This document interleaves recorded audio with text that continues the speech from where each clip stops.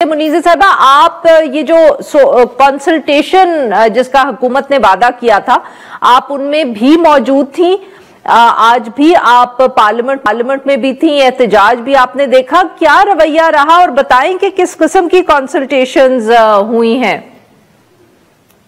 जी, आपने बड़ा दिलचस्प सवाल पूछा और बिल्कुल सही सवाल पूछा, इसलिए चूंकि हम खुद हैरान हो गए कंसल्टेशंस पे। हमें ये बताया गया था कि हमें इरफान सिद्दीकी साहब ने इनवाइट किया था, जो पाकिस्तान मुस्लिम लीग नून के सेनेटर हैं। वो चाहते थे कि हम अपने इतराज़ात जाके कमेटी के सामने रखें, जो स्टैंडिंग कमेटी थी इंटीरियर की। उनको हेड जो है वो पीटीआई के रुकन फैसल सलीम साहब कर रहे थे। हैरानकुन बात वहां पे ये थी कि जो ऑपोजिशन का रोल जो अदा कर रही है पीटीआई और जो बाहर कह रही है कि जी हम इस बिल के खिलाफ हैं, फैसल सलीम साहब ने कहा कि फटाफट हम इस बिल को जो है देखना चाहते हैं, क्योंकि जो दो पीपल्स पार्टी के अरकान हैं वो कहीं और जाना चाहते हैं, तो हम तो इस बिल के हामी नहीं है, क्योंकि बहुत फेक न्यूज फैल गई है। फिर वहां पे जो एएनपी को रिप्रेजेंट कर रहे थे, उन्होंने भी कहा कि आप सिर्फ ये कानून ना बनाएं, आप ये भी यकीनी बनाएं कि इसका इतलाक भी हो, इम्प्लीमेंटेशन भी आप जरूरी करें। फिर सबने अग्री किया और JUIFA के जो वहां पे रुकन थे, जो सेनेटर कामरान मुर्तजा साहब हैं, वो लिख के अपने इतराजात लेके आए हुए थे। मगर ऐसा लग रहा था कि वो उनके इतराजात ज्यादा सुनने नहीं चाहते थे। वो कहते थे कि जी बहुत जल्दी है, एक और मीटिंग है, हमने उस मीटिंग के अंदर जाना है। तो फिर इरफान सिद्दीकी साहब ने कहा कि आप आइए और आप कम से कम जो जर्नलिस्ट हैं उनकी तो बात सुन लें। उसके बाद जो है उन्होंने हमारी बात सुनी, मगर ये बात बड़ी वाज़ेह थी कि पाकिस्तान तहरीके इंसाफ के जो रुकन थे वो चाहते थे कि ये बिल पास हो जाए। पाकिस्तान पीपल्स पार्टी से जब हमने बात की तो उन्होंने कहा हमें कहा गया है कि इस बिल को आपने पास करना है विदाउट एनी चेंजेस। तो उन्होंने काफी ज्यादा लोग वहां पे खड़े हुए थे, जर्नलिस्ट खड़े हुए थे, जिनके सामने ये बात की गई। तो वहां पे सिर्फ और सिर्फ जो ऑपोजिशन आई और अमेंडमेंट्स जो पेश की गई वो कामरान मुर्तजा साहब ने की। बिल्कुल सही जी उसामा साहब, और आप शायद एहतजाज भी देख रहे थे आज जो सहाफियों ने करने की कोशिश की डी चौक पर। जी बिल्कुल, वहाँ काफ़ी तादाद में सहाफ़ी मौजूद थे। प्रेस क्लब से डी चौक मार्च किया, लेकिन उन्हें आगे कॉन्स्टिट्यूशन एवेन्यू जाने की इजाज़त ना दी गई। गेट बंद कर दिए गए, वहाँ कांटा तार लगे हुए थे और पुलिस की नफरी काफ़ी ज़्यादा थी। लेकिन इसमें हमें यह भी नज़र आता है कि PPP की तरफ से बिलावल साहब का बहुत मज़ाहिया एक कॉमेंट आया है। वो हमें बता रहे हैं कि ये बिल इससे भी बदतर था, इसको थोड़ा सा PPP ने बेहतर किया है।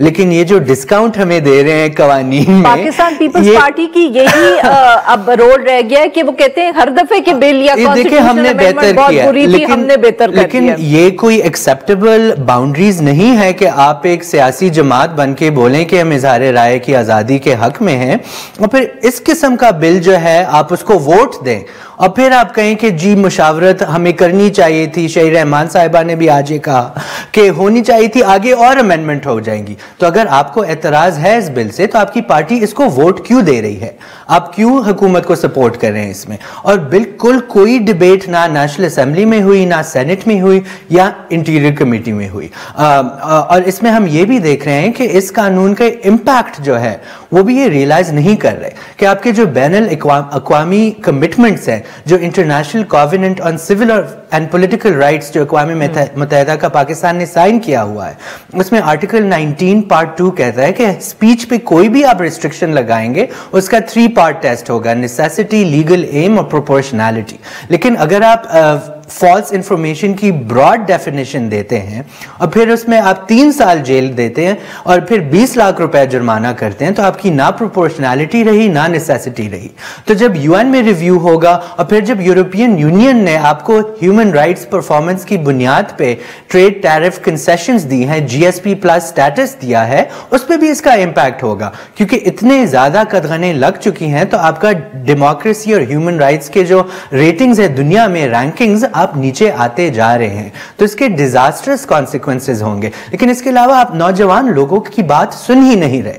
बिल्कुल, नौजवान लोग क्या चाहते हैं? जो 65% आपकी पॉपुलेशन है जो इंटरनेट इस्तेमाल करती है और अपने व्यूज एक्सप्रेस करती है, उसमें तो कोई रिप्रेजेंटेशन है ही नहीं। तो आगे जो इंटरनेट का हाल है, तो पाकिस्तान से पिछले साल 16 लाख लोग जो है छोड़ के गए हैं मुल्क।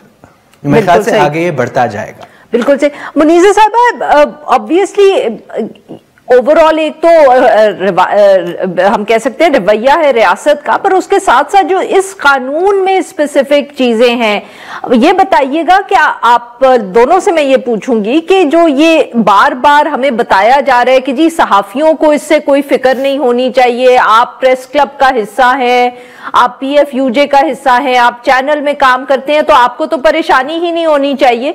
What is there in the law जिसके बेसिस पे ये हुकूमत बार बार हमें अश्योरेंस दे रही है?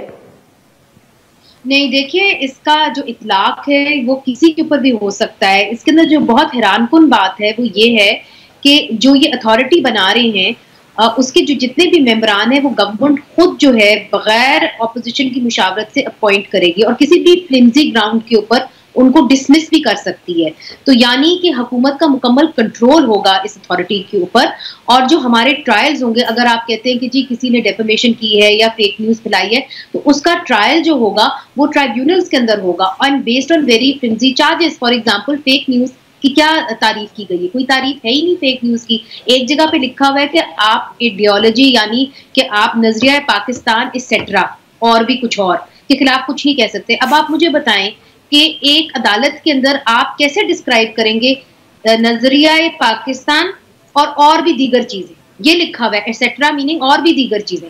तो फिर आप तो कुछ भी किसी भी बात के ऊपर आप किसी को भी 3 साल की सजा दे सकते हैं।